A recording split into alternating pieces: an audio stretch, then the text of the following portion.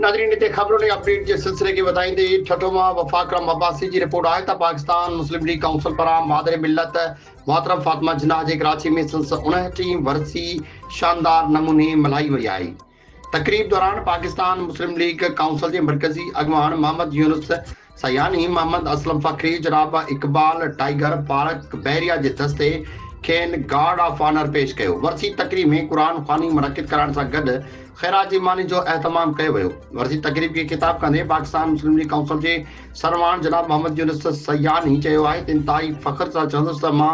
मादर मिल्लत मोहतरमा फातिमा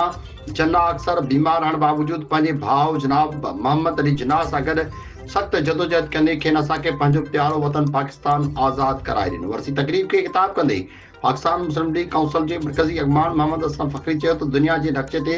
प्यारे वतन पाकिस्तान के सब्ज़ परचम फड़काने में कायद अज़म मोहम्मद अली जिन्ना मादर मिल्लत मोहतरमा फातिमा जिन्ना की शानदार जदोजहद शामिल है।